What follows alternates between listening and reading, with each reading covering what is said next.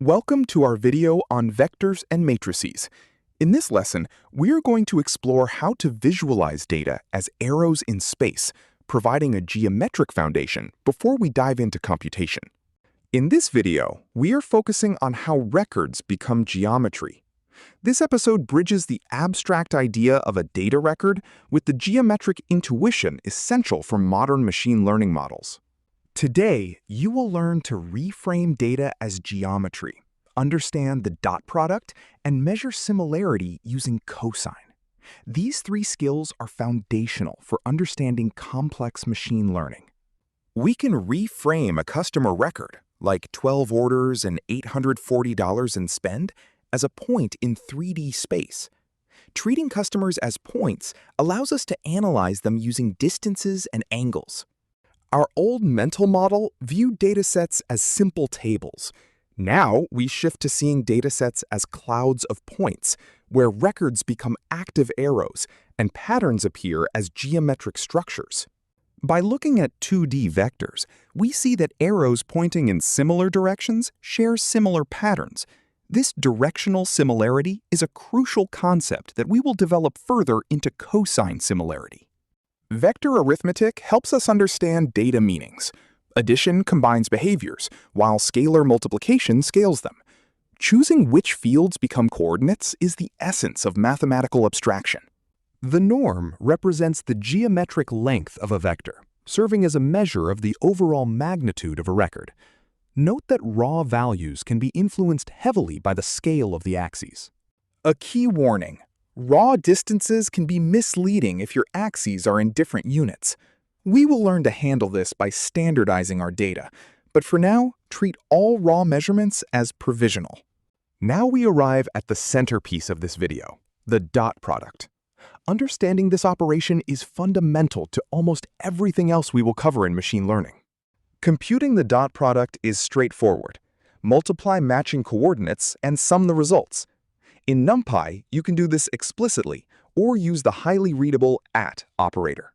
The dot product tells us about the alignment of two vectors.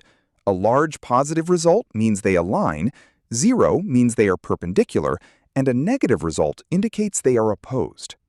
Visually, these three states represent parallel, perpendicular, and opposing arrows. Drawing these pairs helps build an intuition for what the dot product represents before you calculate it. You have likely used the dot product before without realizing it. Let's look at 3 examples where this operation is already doing the work behind the scenes. The first example is covariance. By observing the formula, we see that calculating covariance is simply a dot product of centered deviation vectors, showing us how aligned those deviations are. Next, consider weighted scores for ranking customers. Your scoring formula is just a dot product of a data vector and a weight vector, where weights determine the importance of each dimension. In neural networks, individual neurons compute dot products between inputs and weights. When processing in bulk, we simply use matrices to represent these many dot products simultaneously. To summarize, the dot product is one core operation with 3 identities: covariance in statistics, scoring in business analytics, and layer computation in artificial intelligence.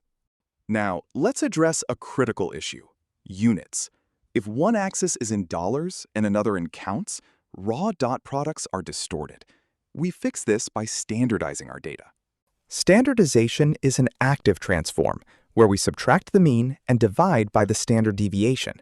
This puts every axis on the same scale, ensuring distances and angles remain honest. Once data is standardized, we use cosine similarity. By normalizing vectors to unit length, the dot product between them tells us the cosine of the angle, measuring direction regardless of magnitude. Calculating this in code is simple. We normalize the vectors first, then take the dot product. This allows us to compare customer behaviors even if their overall activity levels differ. To compute full pairwise similarities, we follow 4 steps: vectorize, standardize, normalize the rows, and finally perform the dot products. This reveals hidden relationships in your customer data. This exact geometric approach powers recommender systems and modern language models. Whether it's finding customers like you or comparing sentence meanings, the underlying math remains identical. The leap from your small customer vectors to high-dimensional embeddings is smaller than it seems. The same operations apply, even when the number of dimensions scales up significantly. We visualize in 2D because it's intuitive, but the math works for any dimension. Keep using 2D drawings to guide your understanding, even as you compute across thousands of dimensions. We have reached the end of this module. Let's recap the 3 primary takeaways that will serve as your foundation moving forward. First, data is geometry. By treating records as arrows, abstract problems transform into concrete geometric tasks. You get to decide the dimensionality by choosing your features. Second, the dot product is a universal measure of alignment. It is the engine behind business scoring, statistical covariance, and the deep layers of neural networks.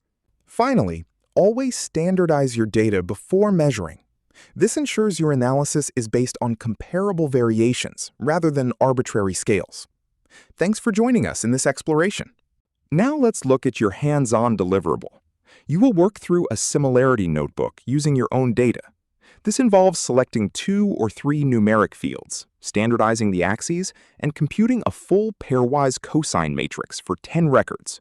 For the matrix, you'll start with explicit loops to learn the mechanics, then move to a vectorized approach using the @ operator. This comparison illustrates how matrix operations allow us to compute similarities across an entire dataset at once. This module ties together everything we've learned, from the abstraction of records to NumPy arrays, descriptive statistics, and covariance. Each concept serves as a building block for these geometric operations. Looking ahead to episode 10, we will see that your entire dataset is just one large matrix. Every machine learning model you train is fundamentally doing matrix multiplication using the very tools you've mastered today. To wrap up, here is a glossary of the key concepts we've covered, from feature space and vectors to the dot product and embeddings. These are the tools that will define your work in machine learning. This program was brought to you by the Series of Thoughts team and Technovative AI.